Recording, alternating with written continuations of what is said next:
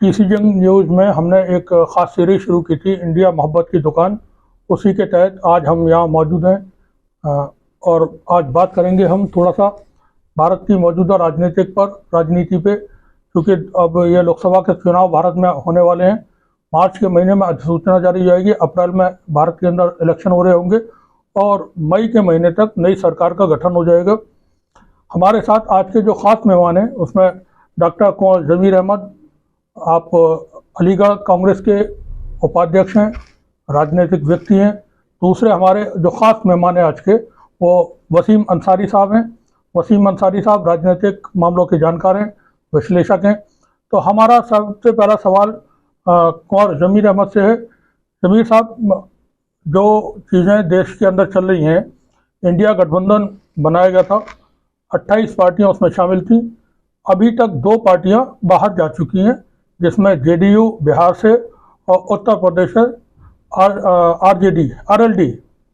नीतीश कुमार ने, जो कि इसके आर्किटेक्ट थे, इंडिया गठबंधन के बनाने की शुरुआत की थी, वो उन्होंने छोड़ करके इंडिया गठबंधन को एनडीए में शामिल हो गए। और उत्तर प्रदेश में एक बड़े किसान नेता के पौत्र और पुत्र जयंत चौधरी ने इंडिया गठबंधन छोड़ दिया है। इसका क्या इम्पैक्ट होगा, क्या असर पड़ेगा आगामी चुनावों पर, लोकसभा के चुनावों पर? देखिए परवेज साहब, इंडिया गठबंधन के ऊपर नीतीश कुमार जी के जाने से और जयंत चौधरी जी के जाने से कोई असर नहीं पड़ेगा, और क्योंकि हालात अब और ज़्यादा ख़राब हो चुके हैं। नीतीश कुमार तो उनको कोई समझ नहीं पा रहा है। मेरी तो समझ में आया नहीं कि आप सीधा आपका ठीक ठाक चल रहा है, पे अचानक आप पलटी मार देते हैं। क्या दबाव है, क्या नहीं है। बहरहाल वो छोड़कर चले गए और उन्होंने बहुमत भी साबित कर दिया अट्ठे पंजों से। उनकी वहाँ इमेज काफ़ी ख़राब हो चुकी है और 2024 चल रहा है। आप इसके नतीजे देखिएगा, बिल्कुल विपरीत होंगे। नीतीश कुमार की पार्टी एकदम ख़त्म हो जाएगी। और जहाँ तक आपने जयंत चौधरी जी की बात करी, तो उनके जो दादाजी सर बहुत बड़े नेता थे और बड़ा ही सम्मान था उनका। भारत रत्न उनको दिया गया, चौधरी चरण सिंह जी को भारत रत्न दिया गया। ये डील, भारत रत्न डील चल रही है कि उनको चौधरी साहब को भारत रत्न दे दिया और उनको राज्यसभा भेजने की उनके एक आदमी की बात हो रही है या हो गई है डील, और वो उसमें चले गए। इससे पहले अजीत सिंह ने भी यही किया था, अक्सर वो चले जाया करते थे। कोई फर्क नहीं पड़ेगा, उनकी बरादरी उनको वोट नहीं देगी और इंडिया गठबंधन बहुत मजबूती के साथ में है और कामयाब होंगे। चौधरी चरण सिंह जी को जो भारत रत्न दिया गया है, उसको आप कैसे देखते हैं, क्या कहना चाहेंगे उसके लिए? देखिए, मैं आपको बताऊं, चौधरी चरण सिंह जी किसी भारत रत्न के मोहताज नहीं थे। उनको बहुत पहले दे देना चाहिए था। कोई भी सरकार रही हो, चाहे कांग्रेस की सरकार रही हो या कोई और भी सरकार रही हो, उनको दे देना चाहिए था। बहुत बड़े नेता थे, उनका बहुत सम्मान है। कांग्रेस पार्टी उनका बहुत सम्मान करती है, लेकिन उनके पुत्र जयंत चौधरी जी ने तमाम चीज़ों को ख़त्म कर दिया लाकर, जिसको कि आगे बढ़ाना चाहिए। अच्छा, अभी आपने एक शब्द इस्तेमाल किया, भारत रत्न डील। तो क्या जो बिहार में टूट फूट हुई है, क्योंकि बिहार में तो सरकार जो चल रही थी बिल्कुल ठीक ठाक चल रही थी। जी। पार्टी के अंदर दोनों पार्टियों में किसी तरह के कोई डिस्प्यूट नहीं थे, बिल्कुल ठीक चलती हुई सरकार में अचानक नीतीश कुमार ने जो इंडिया गठबंधन से बाहर हुए, महागठबंधन से बाहर हुए और एनडीए में शामिल हो गए, तो वहाँ क्या कोई डील है या ईडी, आईटी और सीबीआई इस तरह का? मैं सवाल पूरा कर देते हैं पहले। आईडी, ईडी या आईटी वगैरह का इनका किसी का कोई प्रेशर उनके ऊपर था? ऐसी क्या वजह रही कि नीतीश कुमार जबकि सरकार ठीक चल रही थी वो छोड़ करके गए? देखिए, मैं आपको बताऊं, अगर आदमी किसी से नाराज होता है तो बताता है, खुद बताता है। ये उसके अपने लोग बताते हैं। ना तो नीतीश जी ने अभी तक ये एतराफ़ किया कि हम क्या कहते हैं, आरजेडी से हम क्यों नाराज हैं, तेजस्वी से अगर हम नाराज हैं, या उनकी अपनी पार्टी के लोगों ने किसी ने नहीं बताया। वो एक भी रीज़न बता नहीं पाए कि वो साहब सरकार से क्यों बाहर जा रहे हैं। ठीक है, हो सकता है कोई इनके अंदर खाने डील हुई हो या कोई प्रेशर वगैरह तो नहीं है ऐसा कुछ? बिल्कुल कुछ भी हो सकता है। आज के दौर में कुछ भी हो सकता है, ईडी का, आईटी का। अभी वसीम साहब से हमें सवाल है, वसीम साहब क्योंकि इन मामलों के बहुत जानकार हैं और इनका मुताला बहुत है इन चीज़ों पर। अभी एक हल्द्वानी में एक मस्जिद मदरसे को लेकर के 8 तारीख को वहाँ बवाल हुआ। जी।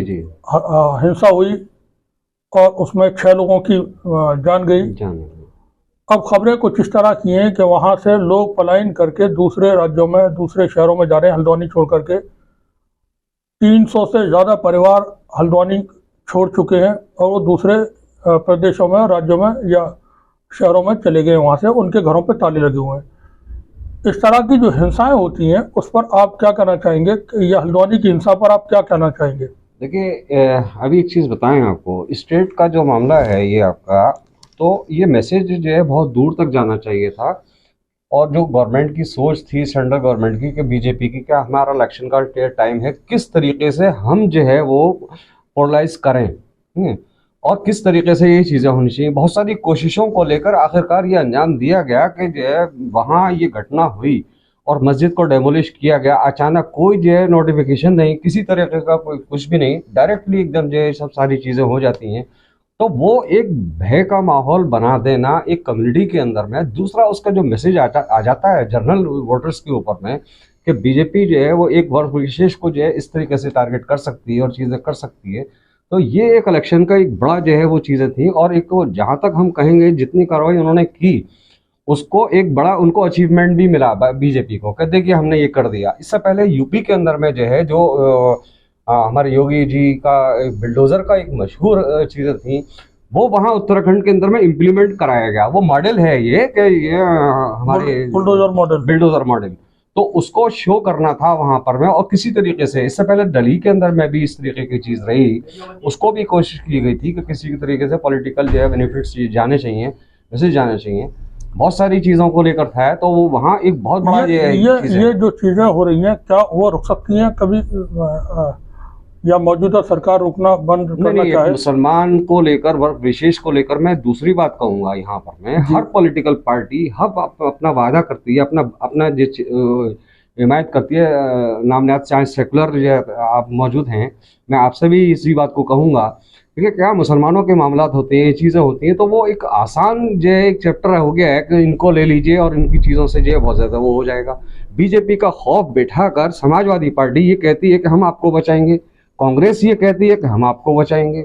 समाजवादी पार्टी हो या बीएसपी हो, अदरवाइज जो सारा जो इस कम्युनिटी से जो कैश किया जा रहा है, पार्टिकल जो है वोटों के लिए इस्तेमाल किया है, वोट्स का इस्तेमाल करने के लिए, जनरल हिंदू वोटों के लिए इस्तेमाल किया था मुसलमानों को। मुसलमानों के जो मामला हैं या अधिकार हैं या मुसलमानों की जो देना कुछ नहीं है, वो देना कुछ नहीं है और बात नहीं करना उस पर। तो डॉक्टर जमीर साहब, जैसा वसीम साहब ने कहा, कांग्रेस पार्टी की तरफ से राहुल गांधी पहले भारत जोड़ो यात्रा निकाली उन्होंने, अब न्याय यात्रा निकाले पर है वो।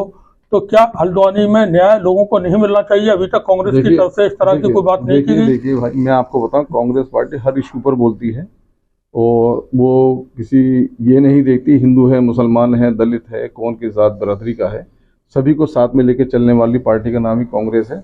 और जो हल्द्वानी में जो हुआ है वो देखिए, हमें जैसा खबरों से, पेपर से, इधर से पता चला कि साहब उन्होंने बताया साहब अवैध तरीके से बना हुआ है।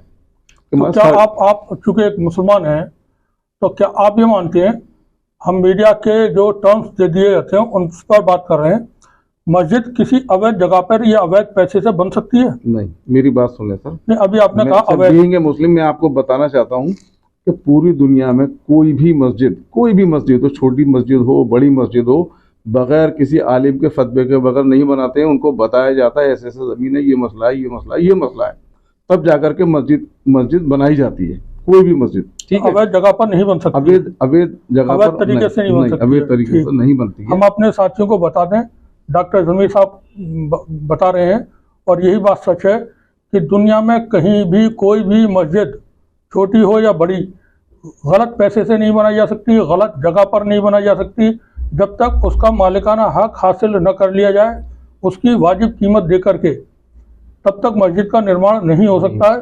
और अगर ऐसी कोई मस्जिद कहीं बाई चांस कोई बना लेता है तो उसमें कोई भी शख्स नमाज पढ़ने नहीं जाएगा। वहाँ इमामत करने के लिए जो नमाज पढ़ाने वाला मौलवी होता है, इमाम, वो इमाम मस्जिद में नमाज नहीं पढ़ाएगा। जी जमीर साहब। देखिए, मैं आपसे ये कहना चाहता हूँ, तब ये कहा गया मस्जिद जो है सरकारी जगह पर बनी हुई है, ठीक है ना। मैं कह रहा हूँ मस्जिद सरकारी जगह पर बनी है, आपने नोटिस दिया, आपने उसको डिमोलिश कर दिया। मैं खुद बता रहा हूँ, हम कितने ऐसे मंदिरों को जानते हैं जो कि साहब, जैसे हमारे, मैं क्योंकि देखिए अलीगढ़ में रहता हूँ, मैं उस महल्ले का नाम नहीं बताऊँगा, मेरे करीब ही वहाँ हिंदू और मुस्लिम मिक्स आबादी है, तो हम सब जगह मिक्स ही रहते हैं, कहीं ज्यादा कहीं कम, सब साथ में रहते हैं, ठीक है। तो वहाँ मुसलमानों के लिए तो दो मस्जिद हैं उस कॉलोनी के अंदर, बड़ी सी पुरानी कॉलोनी है, जो कि गांव था अब शहर में आ गया। मुसलमानों के लिए दो मस्जिद है, लेकिन हिंदुओं के लिए कोई मंदिर नहीं। तो वहाँ उन्होंने रोड के किनारे एक मंदिर बना लिया है। अब वहाँ के बुजुर्ग हैं, बहनें हैं, माता बहनें हैं, वो अपना जाकर भाई अपना पूजा अर्चना करती हैं। हमें क्या एतराज होगा भाई, वो भी अपना मजहब को, जिस मजहब को फॉलो करते हैं, जिस मजहब में उनकी आस्था है, वो उसकी पूजा अर्चना करते हैं। बना वो सरकारी जगह में है। मैं ये कह रहा हूँ, जब उसको नहीं तोड़ रहे तो उसको क्यों तोड़ रहे हैं? अगर एक भी मंदिर वेद है तो फिर उस मस्जिद को आप तोड़ सकते हो। क्या सारे मंदिरों के पेपर हैं?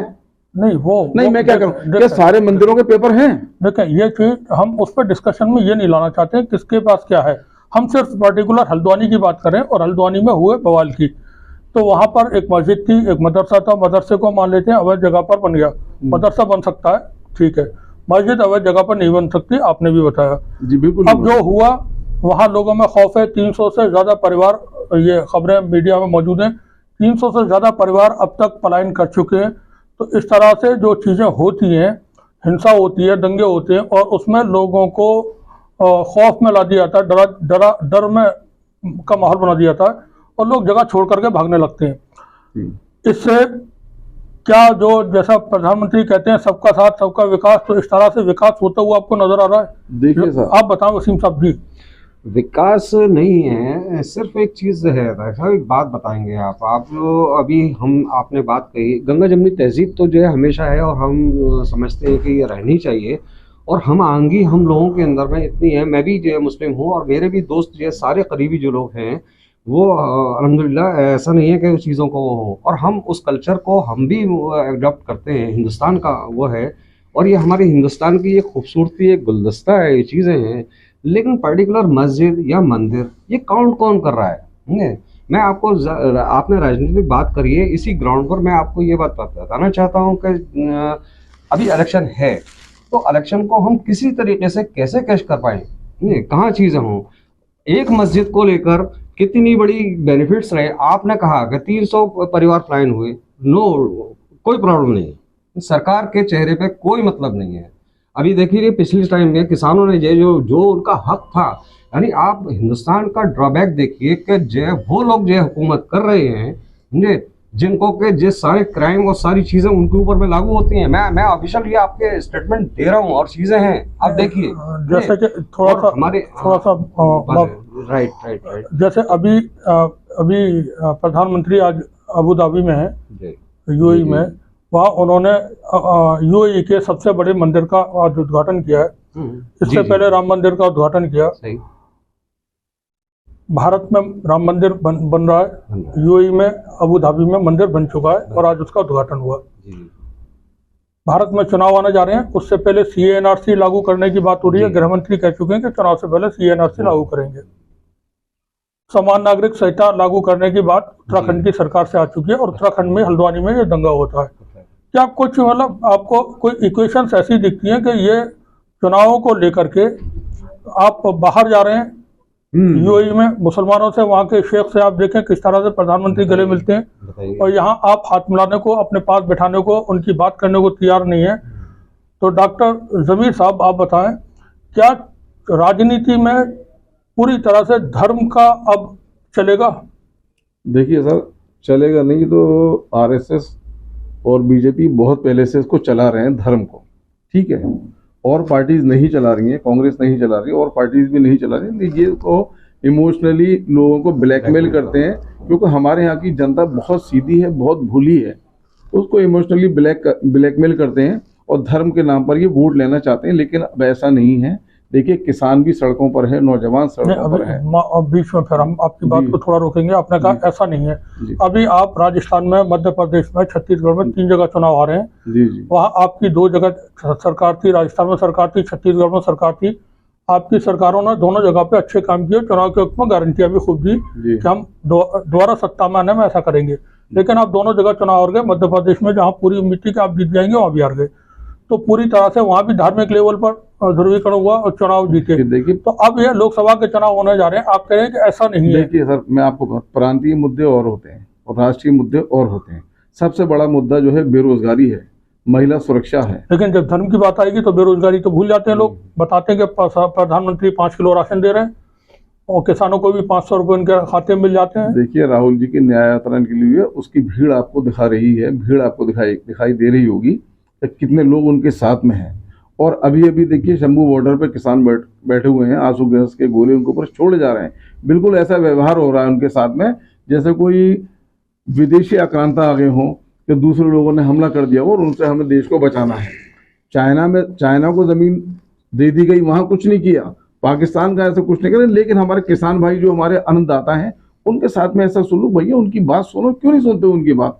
अच्छा, अभी जैसा उत्तराखंड में हल्द्वानी में दंगा हुआ है और वहां पर CA/NRC भी लागू होने की बात गृहमंत्री कह चुके हैं कि अब होगा देश में चुनाव से पहले। और उत्तराखंड से ही समान नागरिक संहिता UCC की बात हो रही है कि वो लागू होगा।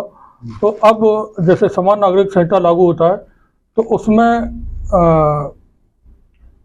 उसका फायदा क्या नहीं उठाएगी बीजेपी? क्या ध्रुवीकरण उस पर नहीं होगा? बिल्कुल बीजेपी ध्रुवीकरण कर रही है, फायदा उठा सकती है, क्यों नहीं उठा सकती? तो यही बात है। फिर इंसाफ जो न्याय है, न्याय की यात्रा जो राहुल गांधी निकाल रहे हैं, वसीम साहब मुसलमानों को न्याय कैसे मिले? नहीं, छोड़ दीजिए वो सब चीज़ें। देखिए ऐसा है, डिफरेंट चीज़ें हैं। ऐसा कुछ नहीं है कि जो चीज़ आप कह रहे हैं कि मुसलमानों को इंसाफ कैसा मिले। अब जो मुसलमानों की लीडरशिप है, ये चीज़ें हैं, आप वही आते हैं वैसे साहब अपनी बात कहते हैं कि मुसलमानों के साथ में ये हो रहा है, ये चीज़ें हो रही हैं, हो रहा है। मैं जिन पार्टीज़ के ऊपर मैं, चलिए आज आपकी बात कहते हैं कि भाजपा ने जो है 9 साल से 10 साल से हुकूमत की चीज़ें वो करता चला है, जो जिम्मेदारियाँ कांग्रेस के ऑलरेडी ऊपर थी, क्यों उस चीज़ को जो है उस टाइम में करने की चीज़ नहीं हो पाई? मैं ज़मीर साहब से जो है इस बात पर यह सवाल मैं भी जो इस बात को रखूँगा मुझे कि हिंदुस्तान की आज़ादी के बाद में मुझे आप देख लीजिए कि क्या पोजीशन उस टाइम में थी और अभी क्या ये चीज़ें हो रही हैं। अचानक नहीं हो गया, इतनी जल्दी नहीं हो जाता। देखिए एक बात सुन लीजिए, जब देश की कश्ती मझधार में फंसी हुई थी और यहाँ अंग्रेजी हुकूमत थी जी, तो उस मझधार से निकालने का काम कांग्रेस पार्टी ने ही किया था। बेशक। और आज भी देखिए काले अंग्रेजों की देश के ऊपर हुकूमत है और देश की कश्ती मझधार में फंसी हुई है। उस वक्त भी एक गांधी था और आज भी हमारे पास गांधी है जिनका नाम राहुल गांधी है। और राहुल गांधी, प्रियंका जी, सोनिया जी एक अलग सोच के मालिक हैं। एक नई कांग्रेस है और देखिए नया बदलाव है, सबको इंसाफ मिलेगा, सबको रोजगार मिलेगा। डॉक्टर जबीर और कह रहे हैं सबको इंसाफ मिलेगा। वसीम साहब ने बहुत वाजिब सवाल उठाया कि जब वक्त था कांग्रेस ने नहीं किया। कल हम एक 200 पार करने नहीं देंगे हम एनडीए को। 200 पार अच्छी बात है। और इंडिया गठबंधन 350 सीटें लेकर आएगा। कल एक इंटरव्यू वीडियो पे यूट्यूब पर मौजूद था, संजय शर्मा है शायद उनका नाम, उनके चैनल पर चौधरी सतपाल मलिक जो 4 राज्यों के गवर्नर रहे, उनका इंटरव्यू था। वहाँ पर वो बता रहे थे और फिक्र जाहिर कर रहे थे कि अगर 2024 में ये सत्ता में आते हैं, यानी भारतीय जनता पार्टी और उनके सहयोगी, तो लोकतंत्र नहीं रहेगा